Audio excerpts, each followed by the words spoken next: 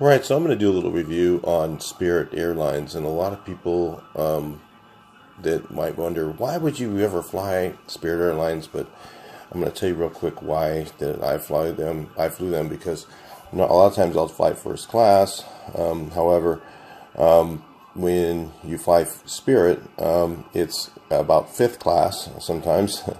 We're going to talk to you about the good and the bad in both respects to Spirit Airlines and how it worked for me and how it could work for you. One of the things that's really nice about Spirit Airlines is they actually have really low fares and they have a really good short notice flight. So if you're stuck somewhere that they fly and you have a short notice flight you might want to check them out. They have a really good rate for that. Now, there are some negativity involved with this, and I'll go over that real quick.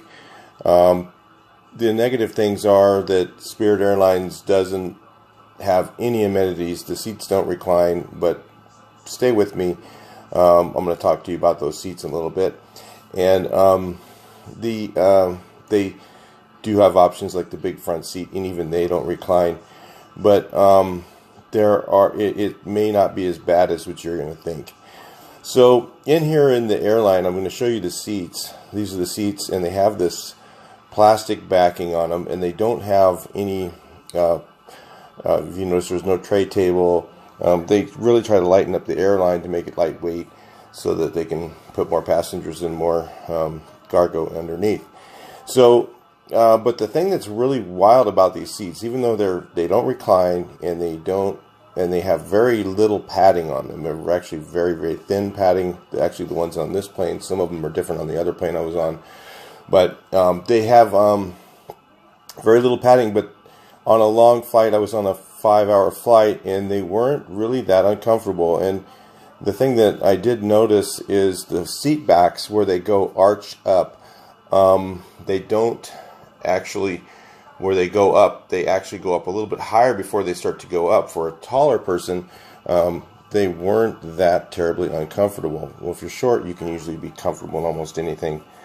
So they have these little tiny tray tables. That's it, just that one little piece there, and that's all you get. And they have very little food on the plane, so you want to make sure you eat before you fly. And the food is really super expensive.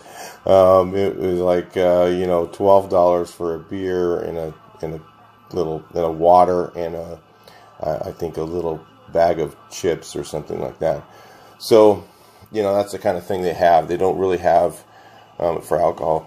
But these are the big front seats. Now, if you noticed, some of them really stand really super straight up, and that's what I was trying to show in this video, that you're virtually sitting almost forward because you're so straight up and down, even though it's the big front seat. So in that respect, some of the big front seats were really uncomfortable. But the flight attendant was kind enough to show me when I told him about that. He goes, "Oh, well, try the first row." So I went into the first row, and wow, they were actually not too bad. So the big front seat's really good for if you're a larger person, and instead of paying for 2 seats on another airline because you don't fit in the seat, you might want to try Spirit for that as well. Again, very little amenities. There's no tray table or anything like that. So overall, it was a really cheap flight, very good for short notice. It was really it really wasn't as bad as it seemed.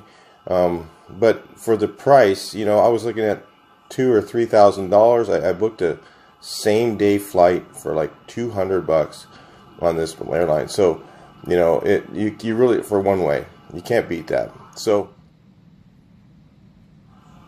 anyway, you want to check them out and see what they have to offer. Remember, order the bag package they have that gives you 1 bag checked and 1 overhead bag, because if you don't buy your stuff in advance, you will be screwed when you get to the airport. And make sure you do your check-ins and all that. Read the fine print on their website. Talk to you in the next video.